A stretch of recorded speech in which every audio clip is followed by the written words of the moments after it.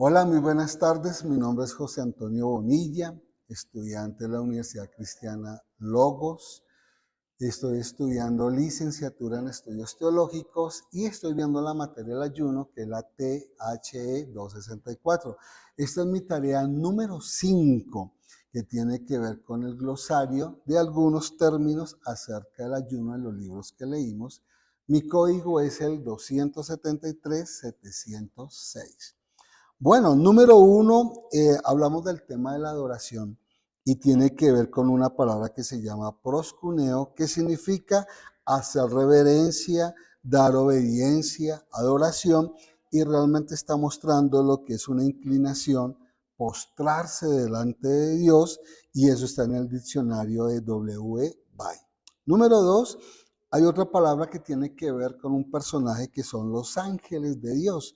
Es la palabra ángelos y básicamente significa mensajero. Es la persona que fue llamada a entregar un mensaje, ya sea enviado por Dios, por un hombre o por Satanás. Número 3, la palabra ayuno es la palabra anesteia y significa básicamente la abstinencia voluntaria de comer. Y dependiendo del tipo de ayuno, también inclusive se puede hacer sin tomar agua.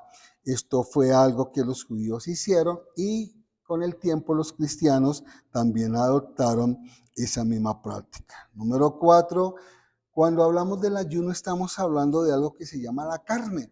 Bueno, la carne, dice en el diccionario la palabra sarquicos, y lo que está diciendo es de que es algo que está dominando la naturaleza de la carne. Tiene que ver con lo sensual, que es controlado por los apetitos animales, es gobernado por la naturaleza humana y no por el Espíritu de Dios, con la idea de ausencia de espiritualidad.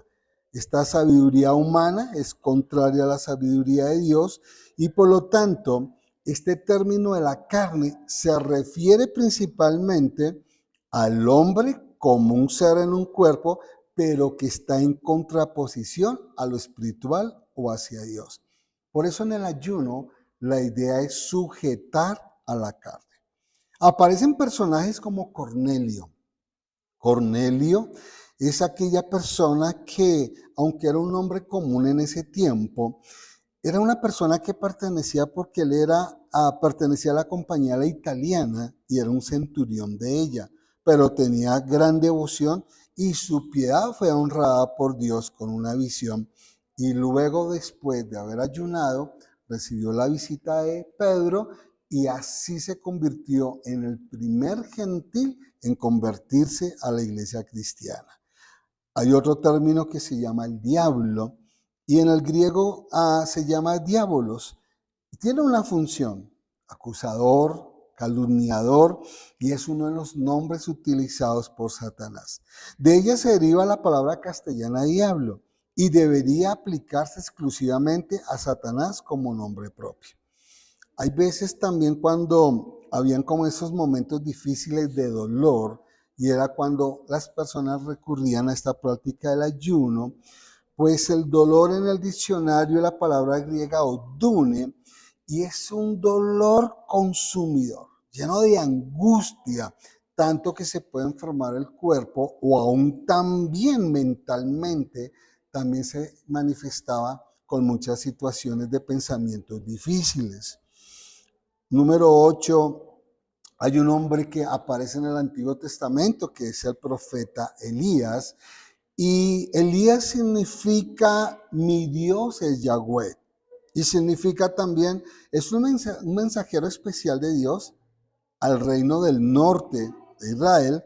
Durante la gran apostasía, él fue una de las personas que bajó, estuvo con Acab y Jezabel, y cuando estas personas estaban en adoración a esos ídolos, pues prácticamente él tuvo un llamado en esta situación y a través de un ayuno, pues cumplió como su propósito. Tuvo una gran virtud y es que a excepción de Enoc, Elías también fue traspuesto al cielo sin ver la muerte. Número 9, también hay otro término cuando utilizamos la palabra epístolas, que en el griego es la palabra epístole, Primeramente está hablando acerca de un mensaje, está hablando de que es una carta y es más usado el nombre de carta que el de epístola, pero finalmente para el Nuevo Testamento nosotros los conocemos como las epístolas. Hay otro término que es la expiación, ¿no? Era una fiesta que había en el Antiguo Testamento, llamado también el Yom Kippur, y era un día de celebración, era un día de fiesta, era un día de gozo, y curiosamente era motivado por esa fiesta el tiempo de ayuno para ellos. Número 11, hay otro término que tiene que ver con el nombre de iglesia.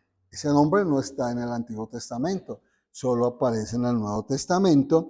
Y básicamente este término lo que está diciendo es que está hablando de una comunidad de creyentes en Jesucristo que finalmente, junto con Israel, todos los creyentes gentiles, es lo que constituyen el pueblo de Dios. Número 12.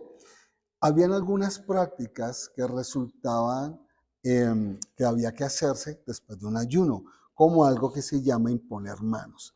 Esta palabra que es epititemi tiene que ver con poner sobre y se usa en un sentido de poder colocar las manos para enviar a una obra con manifestación de comunión, como ocurrió en el libro de Hechos, en el capítulo 13, versos 1 y 3, cuando profetas y maestros estaban reunidos, estaban en ayuno, estaban ministrando al Señor, el Espíritu Santo se manifestó, dio una palabra y dijo: apartarme a Bernabé, apartarme a Pablo para la obra a la que los he llamado. Y ahí tiene que ver el hecho de imponer manos. Hay un nombre bien hermoso, bien maravilloso, que es el nombre de nuestro precioso Señor Jesús. Él también está en esta lista de personas que pudieron practicar ese ayuno. Y bueno, pues todos básicamente sabemos que ese nombre significa Jehová es salvación. Esto de un Salvador era un nombre común entre los judíos, pero finalmente fue dado al Hijo de Dios en la encarnación como su nombre personal y se lo dio a su mamá, se lo dio, bueno, a su padrastro José, y finalmente ese fue el nombre que él utilizó. Hay una buena aclaración. Cuando hablamos de los judíos, estamos hablando de un nombre que quiere decir que no pertenecen a los gentiles, sino que era muy particular de una nación. Esa nación, que era el pueblo de Dios, estaba en un tiempo, había una división. La gente del norte se llamaba Israel y pues los del lado del sur se llamaban judíos. Pero básicamente el nombre se utiliza para hacer la aclaración que no son los gentiles. Se habla también de nombres como Moisés, ¿cierto? Que también significa sacado del agua, y todos sabemos que practicó un ayuno y fue el libertador de ese pueblo, de esa esclavitud de los egipcios. Finalmente, cuando hablamos de ayunar, lo más importante es el tiempo de oración. El tiempo de oración realmente, dice el diccionario, es invocar al Señor, invocar su nombre. También significa expresar un deseo fuerte y tiene que ver entonces con la práctica del ayuno, pero lo más importante entonces es el tiempo de la oración. Personas como Pablo, que también figuran en este listado, y ocurrían cosas maravillosas como resultados del ayuno, como habían sanidades, o sea, un acto de curación que se utilizó varias veces, y por lo tanto, la bendición del ayuno. Si es de que quisiera terminar diciendo, en el Nuevo Testamento también se practicó el ayuno, tiene como principal propósito ministrar al Señor, honrar al Señor, recibir respuestas de parte de Dios, y ocurren cosas maravillosas. Resultado del ayuno, se sujeta la carne, se sujeta el alma y el espíritu se hace mucho más sensible para poder escuchar la guía de Dios, el favor de Dios, la bendición de Dios.